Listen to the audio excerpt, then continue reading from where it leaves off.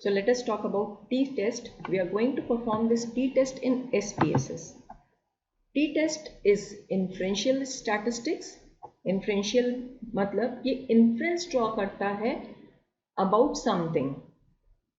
It is inferential statistics that determines whether there is statistically significant difference between the means of two unrelated group. यहाँ हम बात कर रहे हैं independent T test की, जो चेक करता है क्या दो ग्रुप्स के मीन, जो दो ग्रुप अनरिलेटेड ग्रुप्स हैं, क्या उनके मीन डिफरेंट है, स्टैटिस्टिकली सिग्निफिकेंटली डिफरेंट है या सेम है. अगर आपको टी टेस्ट करना है then you need to have two type of variable. One variable is independent variable and the other is dependent variable. जो आपका independent variable है वो categorical variable होगा जिसमें दो लेवल या दो ग्रुप होंगे, और दूसरा होगा continuous dependent variable. अब जब हम बात करते हैं categorical variable की, इसका मतलब है जो कैटेगरी में डिवाइड हो सकें. जैसे अगर हम एक पॉपुलेशन में से सैंपल ड्रॉ करते हैं मेल और फीमेल का, तो ये एक व्यक्ति, one person who is male can not be a female and the person who is a female can not be a male. So we can easily divide them into two groups, male and female. और अगर हम जैसे marks check करना चाहते हैं किसी class में, तो हम चेक कर सकते हैं कि क्या जितने बच्चों के मार्क्स, जितनी गर्ल्स के मार्क्स और बॉयज़ के मार्क्स के मीन में डिफरेंस है या नहीं है. तो उसमें भी हम दो ग्रुप में डिवाइड कर लेंगे, गर्ल्स एंड बॉयज़. या फिर हमने दो तरह की गाड़ियाँ ली, जैसे हमने मारुति की कोई एक गाड़ी ले ली और हमने एक ह्युंडई की गाड़ी ले ली. क्या उन दोनों गाड़ियों के एवरेज में सिग्निफिकेंट डिफरेंस है या नहीं है. अगर गाड़ी मारुति की है तो वो मारुति की रहेगी, वो ह्युंडई नहीं हो सकती. और अगर ह्युंडई कैटेगरी है तो वो मारुति नहीं हो सकती. This means there are two independent groups. और ये कैटेगोरिकल है. कैटेगोरिकल मीन्स जिनको हम कैटेगरी में डिवाइड कर सकते हैं. सो टी टेस्ट क्या चेक करता है? This checks difference of means. This is checks the hypothesis test that null hypothesis that the means for both group are equal versus alternative hypothesis that the means for the two groups are not equal. इसमें भी to tail test और one tail test है. To tail test में हम क्या check करेंगे? दोनों group के मीन में डिफरेंस है या नहीं है. जबकि वन टेल टेस्ट में हम ये चेक करेंगे mean for one of the group is larger than mean for other group. This is one tail test. Two tail और one tail test इससे पहले हम डिस्कस कर चुके हैं.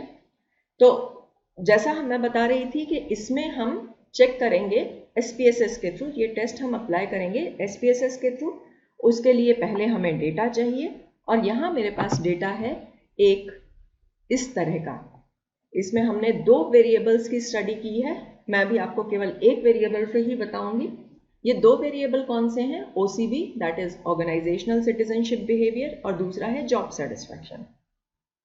अभी चलिए हम चेक करते हैं क्या जॉब सेटिस्फैक्शन मेल्स का डिफरेंट है जॉब सेटिस्फैक्शन फीमेल्स से. तो सबसे पहले हम डेटा को कॉपी करेंगे. यहाँ से हम डेटा को SPSS शीट पे लेके जाएंगे, और जब भी हमें SPSS शीट पे डेटा पेस्ट करना होगा, पहले भी वीडियोस में मैं बता चुकी हूँ कि हम ये फर्स्ट रो को, इस फर्स्ट रो को कॉपी नहीं करेंगे. हम यहाँ से सेकेंड रो, जहाँ से हमारा एक्चुअल डेटा शुरू होता है, यहाँ से हम पूरे डेटा को कॉपी करेंगे. This data I am copying and I am going to just paste it on SPSS sheet. SPSS sheet जब आप, चलिए अभी मैं इतना ही डेटा ले लेती हूँ. SPSS शीट भी मैंने यहाँ ओपन करके रखी है. SPSS PSW भी कहते हैं इसको. फिर से मैं अपनी एक बात रिपीट करूँगी कि whenever you are going to paste data on this data sheet, clearly देख लीजिए कि आपकी डेटा व्यू वाला पेज ओपन हो, वेरिएबल व्यू वाला पेज नहीं. क्योंकि अगर आप वेरिएबल व्यू पे डेटा पेस्ट करना चाहेंगे, मैं आपको दिखा देती हूँ. वेरिएबल व्यू पे आपका डेटा पेस्ट नहीं होगा। देखिए, variable name contains illegal first character, तो यहाँ ये पेस्ट आपका डेटा नहीं होगा। आपको डेटा व्यू पे जाकर सिंपल आइदर कंट्रोल V जो विंडोज का कमांड है, या जैसे अभी मैं कर रही थी राइट क्लिक करके पेस्ट, आप इस तरह से कर सकते हैं। अब हमें लगाना है इंडिपेंडेंट सैंपल टी टेस्ट। बहुत सिंपल है ये। एनालाइज में आप जाइए, कंपेयर मीन्स 4th नंबर पे है, कंपेयर मीन्स, इसमें से इंडिपेंडेंट सैंपल टी टेस्ट, ये आपने क्लिक किया। 1 मिनट, इससे पहले मैं आपको बता देती हूँ नेमिंग ऑफ वेरिएबल।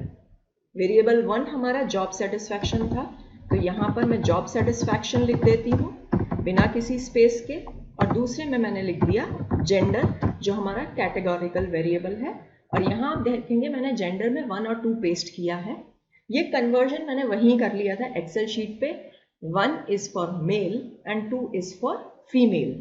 तो चलिए हम लगाते हैं t test, independent sample t test, analyse, compare means, independent sample t test. हम जिस वेरिएबल को टेस्ट करना चाहते हैं वो जाएगा टेस्ट वेरिएबल में, जेंडर जाएगा हमारा ग्रुपिंग वेरिएबल में। ग्रुपिंग वेरिएबल जिसके बेसिस पर हम दो ग्रुप हमारे जो डिफरेंट हैं वो क्रिएट करते हैं।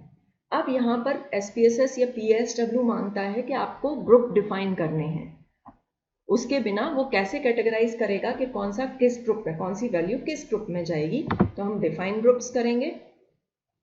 हमने 1 और 2 वैल्यूज दे रखी हैं, तो यहाँ पर भी हमने ग्रुप 1 को 1 लिख दिया, ग्रुप 2 को 2 लिख दिया। हमें कोई कट ऑफ पॉइंट डिसाइड नहीं करना है। कंटिन्यू और ओके। अब आप देखेंगे एक आउटपुट विंडो खुल गया है।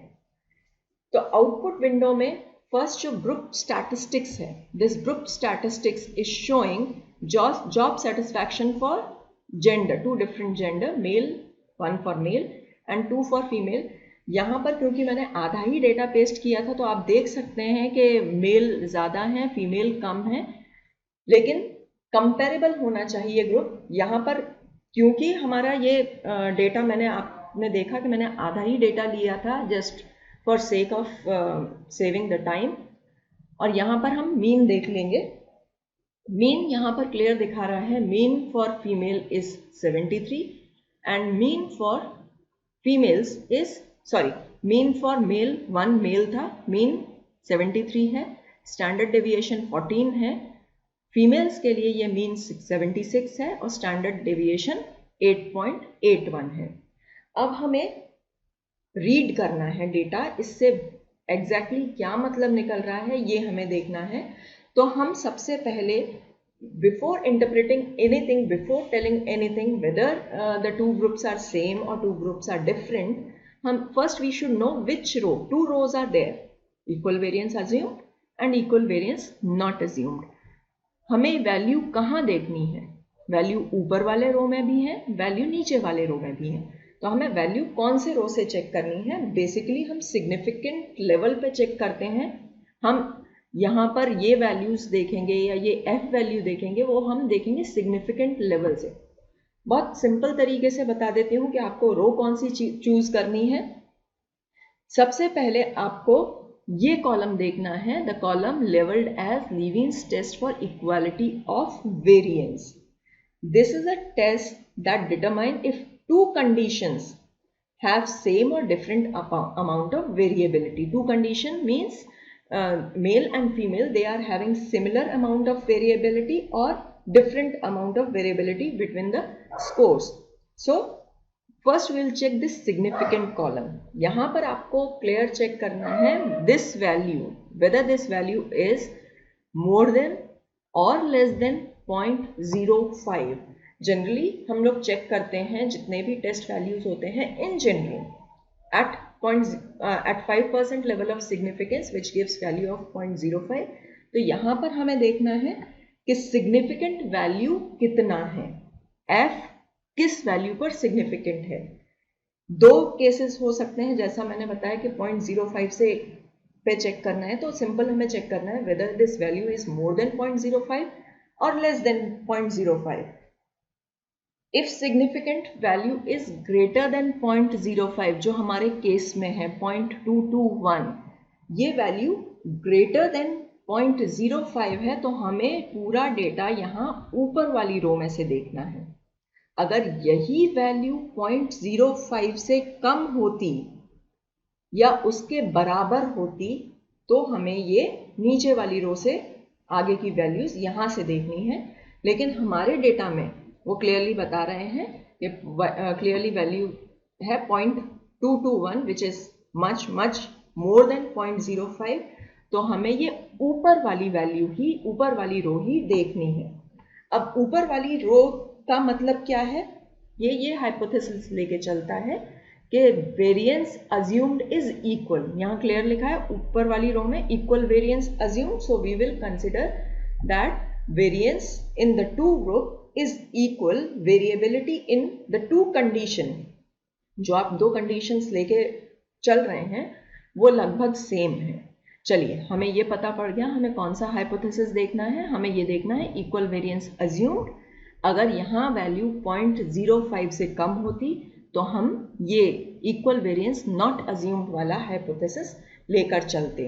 तो यहाँ पर अब हमें चेक करनी है ये दूसरी सिग्निफिकेंट वैल्यू। अब सिग्निफिकेंट वैल्यू जब भी हम चेक करते हैं उसमें हम क्या देखते हैं कि सिग्निफिकेंस लेवल 0.05 से कम है या ज़्यादा है। जब 0.05 से कम होता है वो क्लियरली हमें कहता है कि null hypothesis whatever null hypothesis you have taken उसको एक्सेप्ट करना है या एक्सेप्ट नहीं करना है। तो जब 0.05 से कम होती है वैल्यू तो हम क्लियर कहते हैं कि नल हाइपोथेसिस नॉट एक्सेप्टेड। कई बार इसको लोग रिजेक्टेड भी कह देते हैं, पर हम रिजेक्टेड से ज़्यादा प्रेफर करें नल हाइपोथेसिस नॉट एक्सेप्टेड, मतलब ऑल्टरनेटिव हाइपोथेसिस आपकी एक्सेप्ट होती है। जब ये वैल्यू 0.05 से ज़्यादा होती है तब हम कहते हैं नल हाइपोथेसिस एक्सेप्टेड और नल हाइपोथेसिस नॉट रिजेक्टेड। तो जो भी आप कहना चाहें मतलब एक ही निकलेगा कि नल हाइपोथेसिस आपने रिजेक्ट नहीं किया है या नल हाइपोथेसिस को एक्सेप्ट किया है। अलग अलग ऑथर्स इस लैंग्वेज के बारे में बात करते हैं, हम अभी उस लैंग्वेज के बारे में बात नहीं कर रहे। अभी हम सिंपल ये बताएंगे कि आपको मानना क्या है, व्हाट विल यू इंटरप्रेट। इससे ये हमें यहाँ दिख रहा है कि वैल्यू 0.05 से बहुत ज़्यादा है तो हमें क्या करना है, हमारा null hypothesis is not rejected और null hypothesis accepted. Null hypothesis हमारा क्या था, इक्वल वेरिएंस अज्यूम्ड। तो यहाँ पर इस टेस्ट का null hypothesis equal variance assumed को हम लेकर चलेंगे। Is this okay? अगर आपको यहाँ पर कोई कंफ्यूजन है तो आप मुझे